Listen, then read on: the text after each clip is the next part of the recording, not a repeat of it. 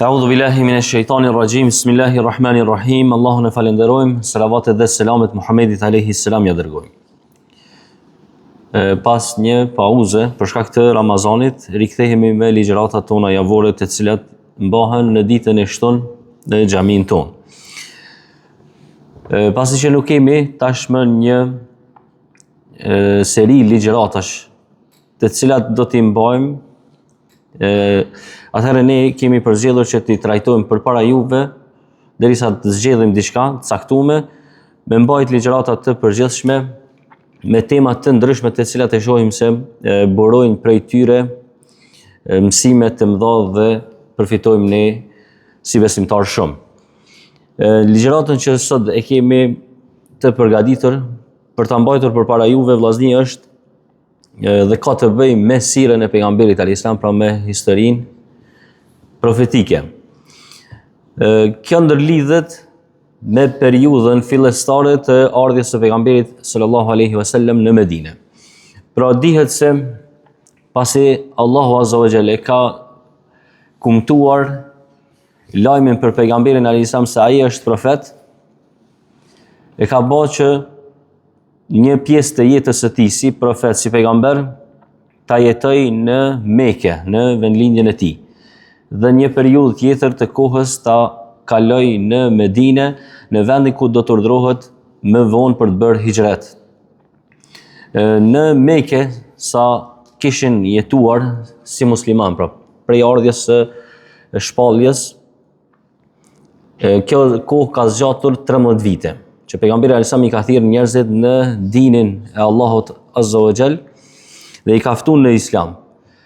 Por për gjatë këtyre 13 viteve ka hasur në mundime të shumta, në vështirësi të shumta, në tortura të mëdha dhe zotruna. Ka pasur raste që besimtarët edhe janë përsekutuar e janë mbytur vetëm se kanë besuar Allahun një dhe kanë ndjekur Muhammedin sallallahu alaihi wasallam si i dërguar i Zotit dhe i kanë besuar atij. Pas gjithë këtyre mundimeve dhe mungesës së zhvillimit të jetës fetare si musliman, atëherë Allahu do të jep leje pejgamberit alayhis salam që të lëviz nga ky vend edhe për të kaluar në një vend tjetër ku do të ketë hapësirë më shumë, do të ketë namaz me xhamat, do të ketë xhumo, për shkak se në Mekë nuk kanë falur xhumo, e as nuk kanë mbledhur besimtarët për të falur namazin me xhamat për shkak të vështirësive dhe rreziqeve që përballeshin me to. Dhe me të ardhur pejgamberi alayhis salam në Medinë,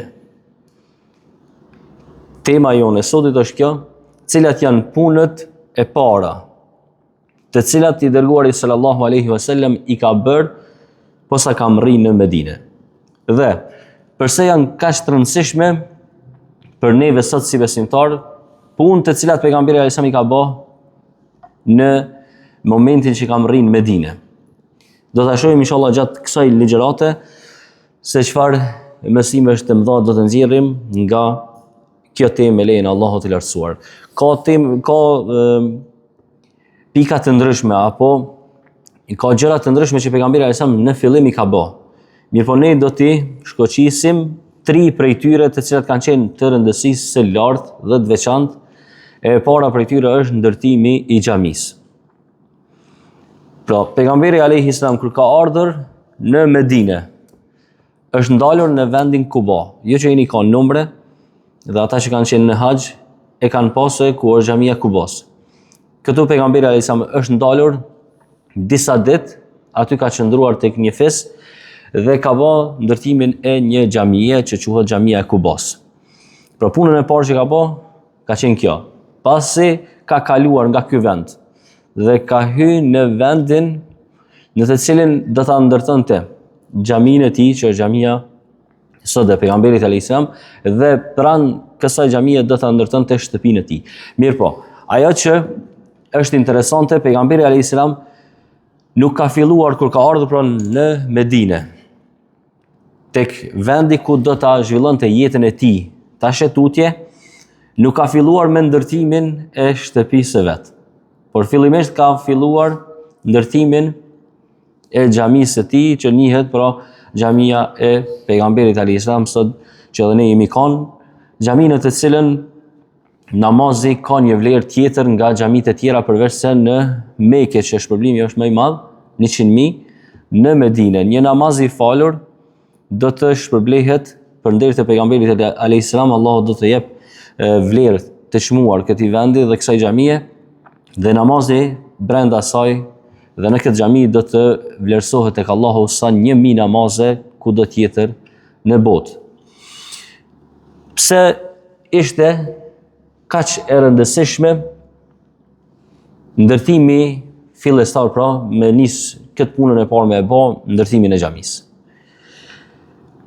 E para, pra këto nxjerrin mësime të mëdha, lidhja me Allahun Azza wa Jall, që tregon vetë vepra e pejgamberit alayhis salam se ne duhet fillimisht me u morrën me brendësinë e njeriut.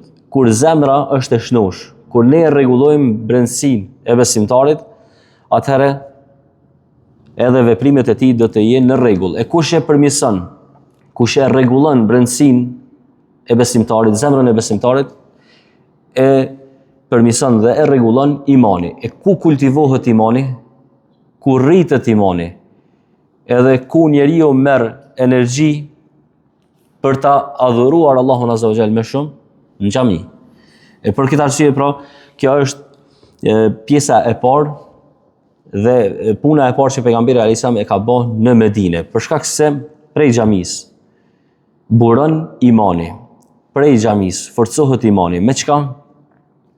Me faljen e namazit që është kryesorja. Prej adhurimeve që kryhen në xhami është namazi e para. Pastaj në xhami bëhen ligjëratat dhe flitet për Allahun Azza wa Jall, njihet Zoti, mësohet feja dhe kështu forcohet imani i robëve. Pastaj përkujtohet Allahu, lexohet Kur'ani, bëhet dua, bëhet dhikr brenda në xhami, por këta këto janë elemente të cilat e ndihmojnë besimtarin për ta forcuar imanin e tij. E dyta, prej urtësive që ekziston, pra, për të filluar si punë e parë ndërtimin e xhamisë, pejgamberi alayhis salam përmes kësaj vepre ka dashur me tregu se xhamia është qendër multifunksionale. Çdo që na po dojna me arrit edhe me ndryshu bot kuptimin e xhamisë, sepse ka bot kuptim të gabueshëm. Dikush mendon se xhamia në një vend, qoftë fshat apo qytet, nuk ka rol tjetër përveç se besimtar mblidhen aty për 5 kohët e namazit, e falin çat namaz dhe dalin jashtë, që kjo është roli i xhamisë. E na, si gjenerat e re dhe hoxhallarët në vazhdimsi kanë folur për këtë temë, që xhamia do të më u pas si një qendër multifunksionale. E çka nënkuptojmë me këtë? Xhamia, pra, kur themi qendër multifunksionale, do të më pa xhamia si një shkollë. Pra tamam si një shkollë. Mirë, çfarë roli bën kjo qendër, kjo shkollë? E ka rolin e mësimit, që i mëson gjeneratët, qofshin gjeneratët e reja apo të mesme apo të vjetra, i mëson se si me adhuru Allahun Azza wa Jall, pra i mëson fejen.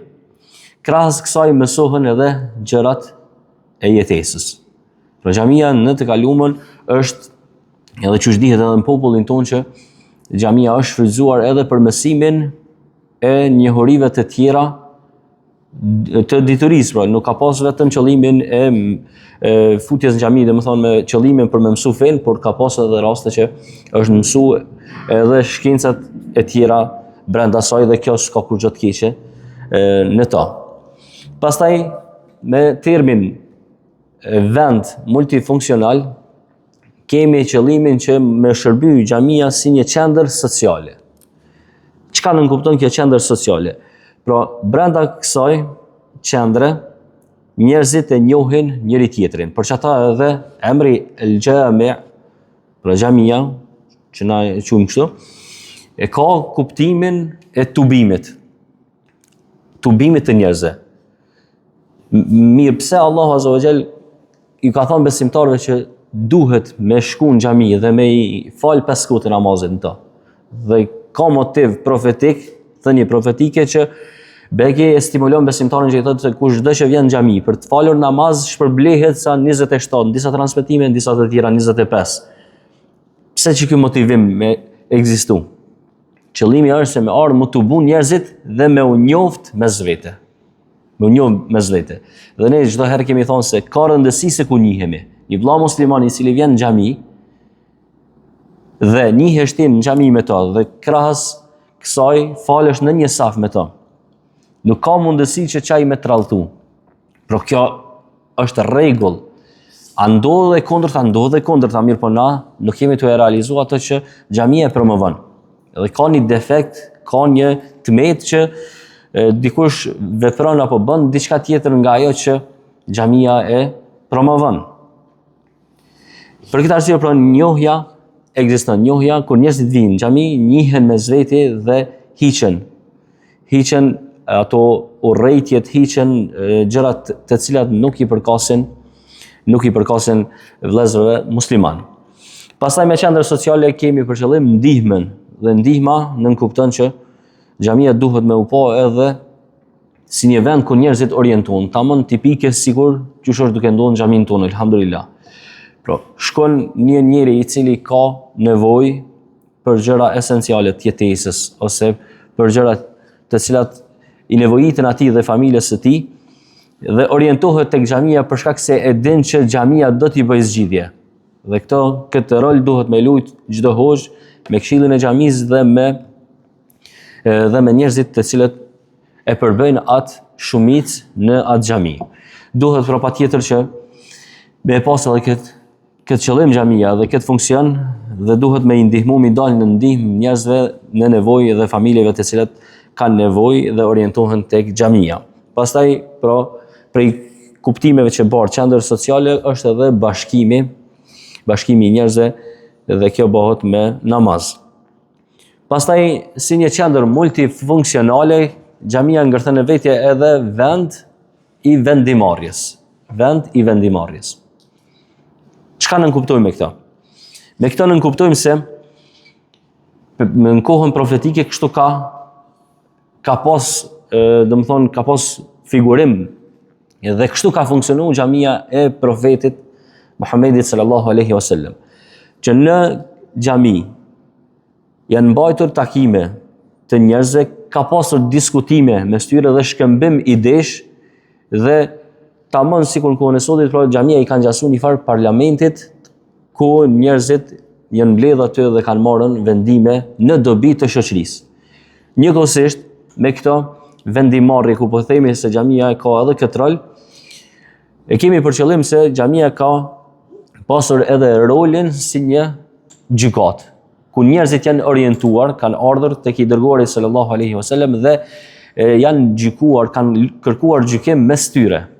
Dhe pejgamberi alajhissalam ka gjyku dhe xhamia ka pasur edhe këtë funksion. Pra shkon një lloj hapësire e gjykatës ku është bë zgjidhja e problemeve, konflikteve, mosmarrveshjeve që kanë ekzistuar në mes njerëzve. Pra, edhe kjo sot duhet me ekzistu dhe duhet me u kanë një ndërlojë se si funksionon xhamia, duhet me u kanë edhe kjo pjesë përbërëse e asaj xhamie. Për arsye se dy vllazni musliman, të cilët kanë një mosmarrveshje, mas pari duhet me u ndalën me pasë gjykimin fetar, si zgjidhet kjo punë. Dhe duhet me orientu tek një hoxh, duhet me orientu tek xhamia dhe me pasë a ofron zgjidhje dhe në të shumtën e rasteve mosmarrveshjet të cilat për një me ekziston mosmarrveshja dhe ka elemente të dy anshme që ekziston një mosmarrveshje brenda tyre, një detaj që s'po kuptohet nga njëra palë, atëherë në atë rast pra xhamia i ofron zgjidhje dhe hoxha në këtë rast i cili është aplikues e bën zgjidhjen mes tyre dhe kështu gjykohet me islam dhe kështu gjykohet edhe zgjidhen problemet mes nesh. Rol tjetër që po themi, xhamia është multifunksionale. Në kohën e pejgamberit alajhissalam xhamia ka shërbyer edhe si streh për ata të varfrit, për ata të cilët kanë qenë edhe në udhim. Për shembull dikush ka ardhur në Medinë mirë po s'ka pasur ku të kaloj natën. Xhamia ka qenë vendi i tyre ku kanë shku, kanë pushu dhe kanë kalu natën. Edhe gjithashtu edhe për të varfrit apo njerëzit të cilët kanë gjetur vështirësi në vendbanim, pra në shtëpi ose në një vend ku kanë pasur mundësi për të kaluar kohën e tyre, natën e tyre, xhamia ka shërbyer edhe për këtë arsye. Kjo do të thonë heq një bët kuptim të gabum që e ka xhamati jonë se mendon se në xhami nuk flehet për shembull, ose në xhamia nuk është për me nejt, me shkëmby muhabet. Por kuptohet muhabeti do të më koni nivelit në alti, seriozitet i madh dhe do të më konën muhabeti i cili nuk i përket çështjeve të dunjas, mirë po zhvillohet muhabet rreth fesë dhe përfitimeve të tyre. Pastaj këtu e kuptojmë në këtë vepër të pejgamberit alayhis salam e kuptojmë një mesazh praktik për jetën tonë, se nëse nuk ndërtohet xhamia dhe dikush fillon me ndërtimin e asaj që është personale për ta, fillon me ndërtimin e shtëpisë ose me diçka tjetër që është personale, individuale, përfitimi është individual, atëherë një shoqëri nuk mund të zhvillohet drejt nëse i jepet përparësi qefeve dhe interesave personale. Për kjo vepër e pejgamberit alayhis salam na tregon këto. Nëse mungon feja, përmes ndërtimit të xhamisë e kuptojmë se nëse mungon feja në një shoqëri, atëherë prishet morali i asaj shoqërie. Nëse prishet morali i asaj shoqërie, çfarë ndodh? Prishet shoqëria në tërësi. Por kjo është një varg zinxhiror që e ndërlidhen e ka mes vete. Sikur i dërguari alayhis salam pra me ndërtimin e xhamisë po na thot neve. Kjo është mesazh shumë i madh. Bashkimi i zemrave. Afrimi i trupave tonë së bashku për ta falur namazin. Përcjellja e gjendjes së njëri tjetrit. Unë interesohem për ty, a je mirë, pra sa herë na vim xhami edhe i shkëmbejmë këto muhabete mes vete. A je mirë, familjen çu e ki, shëndeti, kjo kur ne pra interesohemi dhe përcjellim gjendjen e njëri tjetrit, e përkrahemi njëri tjetrin. Është më e rëndësishme se ndërtimi i shtëpisë dhe fitimi i çfarëdo lloj pasurie që njeriu mundet me arrit për vete. Pra pejgamberi alayhis salam sikur na thot këto fjalë përmes kësaj vepre të cilën e ka bë, e ne sot nxjerrim urtësi dhe porositë të mëdha përmes asaj vepre. Puna e dytë të cilën pejgamberi alayhis salam e ka bë me të ardhur në Medinë është vllazërimi mes muhaxhirëve dhe ensarëve. Muhaxhir quhen ata të cilët edhe në popull për ne e përdorim këtë shprehje, janë ata të cilët janë shpërngulur prej një vendi kanë ardhur në një vend tjetër. Këta janë muhaxhir, që kanë lëvizur prej një vendi në vendin tjetër. Dërsa ensar janë quajtur dy fiset Aus dhe Khazraj, dy fiset të cilët e kanë banuar Medinën atë kohë. Dhe pejgamberi alayhis salam e ka bë vllaznim bashkimin pra kështu mes këtyre dy grupeve të njerëzve. Dhe kjo me një arsye, pra jo simbolikisht, me thonë valla unë ty të kam vlla. Mirë po praktikisht ka ndodhur kjo punë. Kur themi praktikisht e shohim se pejgamberi alayhis salam kur ka kërku që këta të bëhen vëllezër. Çfarë vëllezër? Gjakut? Jo, se vëlla gjakut e ki vetëm ato që të ka lind, domethënë nana me to. Vetëm që ata e ki vëlla gjakut. Mirë po, vëlla të fesë është për qëllim kur ti dikën e dën dhe je i gatshëm për me sakrifiku për të, për hatër të Allahut azza wa jall. Dhe kjo çështja apo ky nivel është shumë i lartë dhe nuk e arrin askush tjetër përveç se ai i cili për një me e dën Allahun azza wa jall dhe sinqerisht i beson premtimeve të Allahut dhe të pejgamberit alayhis salam.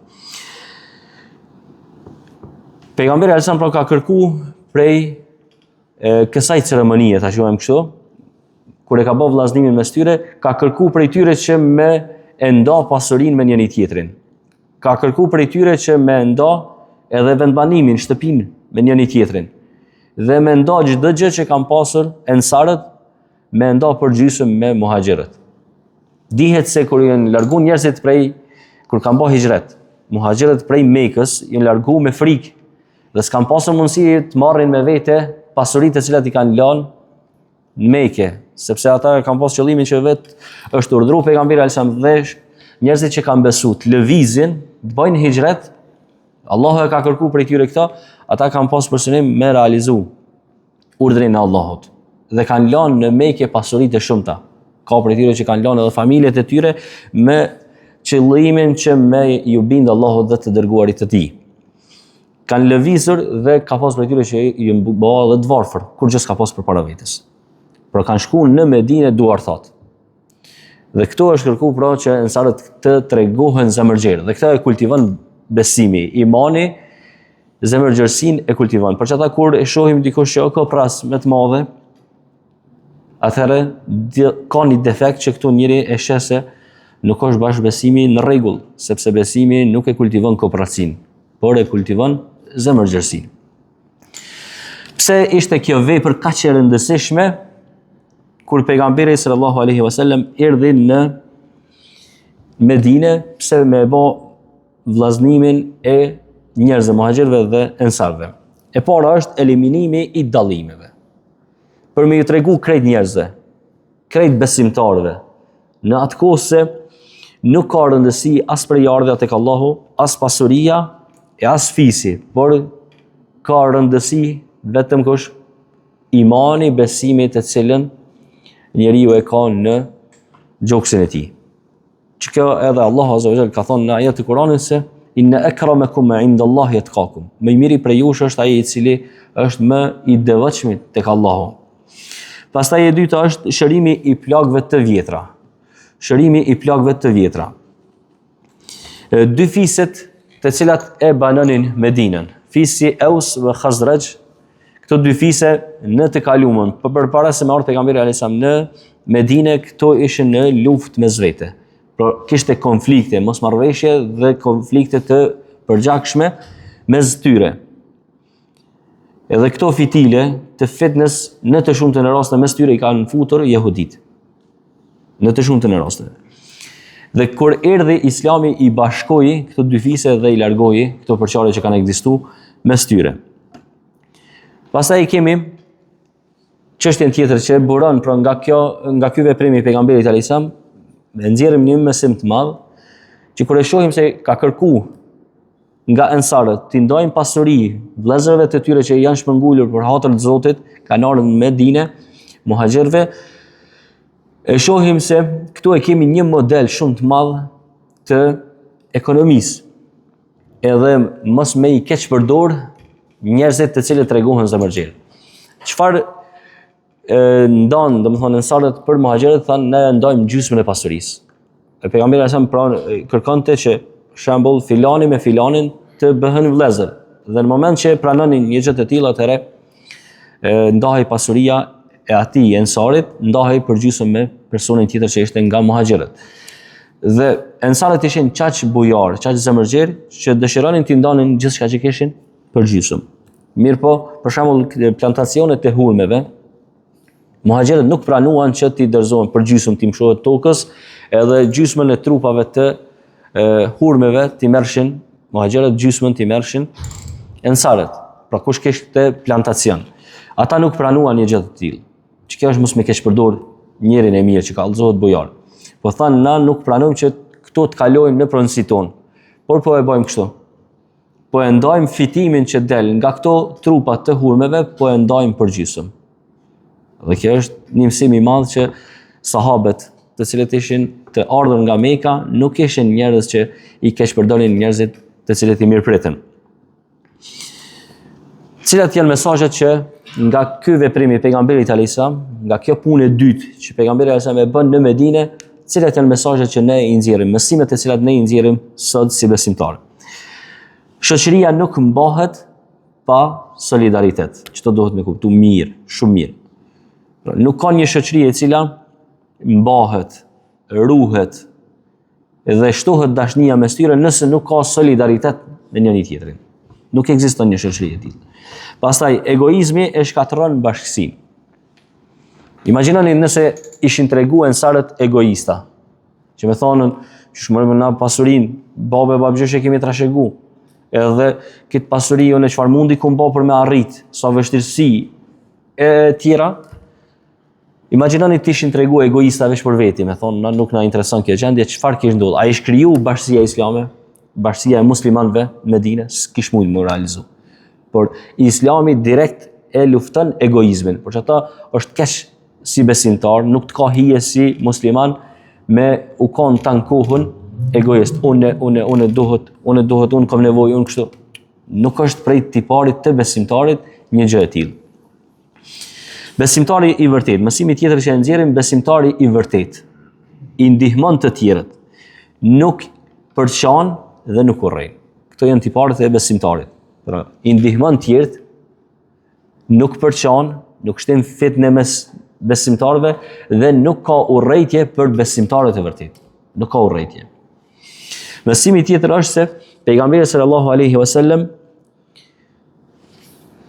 nga ky veprim i madh të cilën e bëri, vllaznimin mes ensarëve dhe muhaxhirëve, dënë me na tregu neve se nuk ka iman të qëndrueshëm, nuk ka iman stabil dhe nuk ka besim të drejtë dhe besim të plot. Për të themi më mirë kështu, besim të plot, ai i cili nuk është i shoqëruar dhe nuk është zemërgjer dhe i dashur dhe i pranueshëm me të tjerët. Dhe këtë e kuptojmë edhe në hadithin ku pejgamberi alayhis salam thotë: o ju njerëz, plotësoni safat mirë mes vete dhe mos i shtrembroni safat, sepse me shtrembrimin e safave do t'ju përçahen zemrat e juaja. Tregon se vllazëria islame edhe në detaje duhet me urujt, edhe në detaje, pra, duke nisur nga rregullimi i safit, e mos lasën për gjërat e tjera të cilat vijnë më vonë. Puna e tretë të cilën pejgamberi sallallahu alaihi wasallam e ka bë në Medinë, që ka qenë e rëndësisë së lartë. Kjo njihet si kushtetuta e Medinës, apo marrëveshja të cilën pejgamberi alaihi salam do ta bënte me ata të cilët i ka gjetë Medinë. Kush kanë qenë? Po themi fisi Aus, Khazraj, këto dy fise të cilat e pranuan Islamin dhe e ftuan pejgamberin alaihi salam që të bënte hijret në Medinë. Mirë, po kishte edhe një palë të tretë që tashmë e përbënin Medinën, e ajo ishte pala e jehudive. Jehudit kanë qenë banues të Medinës. Dhe këtu pejgamberi alaihi salam duke e pasë jehudit janë populli i cili nuk mon fjalë. Janë popull tradhtar, janë popull besprem. Atëherë do të shfaqet nevoja për ta bërë një marrëveshje, edhe kjo marrëveshje i ngjason themeleve politike dhe juridike të cilat pejgamberi alaihi salam do t'i realizonte me këtë marrëveshje. Kjo marrëveshje ishte pra mes tash, po themi se muhaxhirët dhe ensarët tashmë po e përbëjnë bashkësinë islame, apo? Kjo është e para. Po kemi palën muslimane dhe palën e jehudive. Pejgamberi alaihi salam do të bënte marrëveshje me jehudit. Pra pala muslimane do të bënte marrëveshje me jehudit. Çfarë përfshinte kjo marrëveshje? Marrëveshje shumë e rëndësishme dhe ne nxjerrim mësime shumë të mëdha këtu. E para është liria fetare. Liria fetare. Pra imagjinoni tash pejgamberi alaihi salam ka ardhur në një vend ku ka mujt me ushtru dhunë për t'ia imponuar dikujt besimin. Mi thonë, dosh me ndrru fenë, jo, hec piktuj. Pse ka bën një gjatë tillë pejgamberi alaihi salam. Nuk u tregu njëri arrogant, nuk u tregu tiran, me ju gjujt njerëzën në kokë edhe mi thonë janë ndroje fenja, hes piktujt. Nuk e ka bë këtë gjë. Po ka bë marrëveshje dhe ka thonë njerëzve, pra jehudive ka thonë ju mbani besimin e ju. Askush nuk ju imponon. Edhe është realizimi i fjalës së Allahut ku Allahu azza wa jall ka thënë la ikraha fi din, nuk ka dhunë fe, nuk ka imponim. Ja bëna musliman, ja nuk ka ndryshe. Mbaje besimin e ke për vete.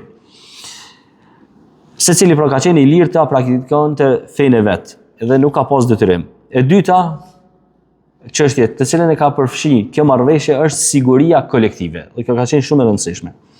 Çfarë ka përfshi kjo siguri kolektive? Në rast sulmi të jashtëm, nëse do të kishte një armik i cili po e sulmonte Medinën, atëherë kërkohej, pra në këtë marrëveshje kërkohej dhe ishte kusht që të gjithë së bashku, pa dallim feje, me mbrojt vendin e vet, Medinën. Dhe nuk lejohej tradhtia e brendshme. Pra imagjinoni nëse na do ta kemi një armik të jashtëm, për të cilin ne jemi bë gati dhe e presim dhe dim si të përballemi me ta. Me na dal gjatë kohës së dy luftimit, me dal një palë prej brenda. A di çfarë tradhtie e madhe, çfarë dëmi të madh bën. Edhe për çata pejgamberi alayhis salam është i dhuru fort kur e ka tralltu fisi Beni Kurejda, kur e ka tralltu pejgamberin alisam në njëra nga luftrat. Edhe për çfarë ka thonë sahabeve që mos ta fal askush namazin e i kindis përveç se të Beni Kurejda. Se çka shumë është i hidhur se e kanë thy marrveshjen. Këtë marrveshje që po flasim ne tash e kanë thy. Edhe ka pas për qëllim që përderisa na pas mirë, munafik prej brenda që është ditë se mund me tralltu mirë po, marrveshja ka qenë që jo, mos më ndodh kjo trallti. E kanë thy marrveshjen atëherë do të përballen me pasojat e kësaj thyrje të marrveshjes. Pra kjo marrveshje, kjo kushtetut e Medinës për ndryshe njihet, ka përfshi edhe sigurinë kolektive. Pastaj tjetra është çfarë ka përfshi kjo kushtetut apo kjo marrveshje është drejtësia për të gjithë. Kujtdo që i bëhet pa drejtësi, pa dallim feje do të mbrohet. Dhe kjo marrveshje neve na jep një mësim të madh, që pa dallim se çfarë feje ka dikush, ka fqiu jon, ka kojshia jon, ka pjesëtari i cili jeton me ne në qatë bashkësi, në qatë komunë, në qatë shtet, në qatë vend, kurse se Islami nuk e lejon pa drejtësi ndaj tij, nuk e lejon. Edhe këtu tani kemi shumë raste në për historinë islame që ka dikush cilit ju ka bë pa drejt, një musliman i ka bë pa drejt një pabesimtari, atëherë ky pabesimtari ka marrë hakun e tij dhe gjykimi është kështu. Pra nuk guxon kurse se që emocioni fetar me na shty neve më kon të pa drejt. Edhe gjykatësi musliman me gjyku pa drejt dhe me thonë për shembull që hajde se ky nuk është musliman edhe shkelje se s'është gale. Ja. Bashkë për që ta ka lulëzu Islami, me drejtësi ka lulëzu Islami dhe është rrit dhe është përhap si një prej feve më të drejta dhe vetë një fe e drejt e cila i ka dhënë zgjidhje njerëzve. Pse ishte kaq e rëndësishme kjo marrveshje? Kjo, vllazni, ka qenë dokumenti i parë ku pejgamberi alajhissalam po i hedh themelet e para të shtet ndërtimit dhe një shteti të drejt islam dhe ku në këtë shtet do të aplikohej dhe do të mbizotronte ligji dhe rendi tamam do të aplikohej shariati i Allahut Azza wa Jall në mënyrën më të drejtë dhe aplikuesi i këtij shariati do të ishte vetë pejgamberi sallallahu alaihi wasallam i cili do të kishte do të ishte i mësuar prej Allahut dhe nuk do të fleste nga hamendja e tij, mirë po çdo gjë do të ishte inspirim prej Allahut të lartësuar. Këto tre hapa, këto tri punë të pejgamberit alajhissalam kanë të rëndësishme, të cilat do t'i bënte në fillim pra me ardhjen e tij në Medinë, nuk janë rastësisht. Edhe kjo temë nuk është e rastësishme. Mirë po kjo është një plan i plot për ndërtimin e një shoqërie të shëndosh dhe produktive. Përmes kësaj e shohim xhamia e ndërton besimin, imanin e drejtë. Vllazëria e ndërton shoqërinë.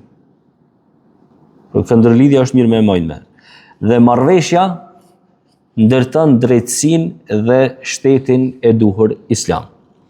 Pa iman nuk ka moral, pa vllazëri nuk ka unitet dhe pa drejtësi nuk ka stabilitet në një vend. Këto tri punë të ndershëm vëllezër janë punët e para të cilat pejgamberi alayhis salam i ka bë në Medinë dhe këto janë mësimet të cilat jemi munduar të i nxjerrim nga kjo ligjërat. E lutem Allahun Azza wa Jall që të na bëjë dobi dhe të jemi prej atyre që i kuptojmë drejt këto të cilat thuhen. Qulu qawli hadha wa astaghfirullaha li wa lakum fastaghfiruhu innahu huwal ghafurur rahim.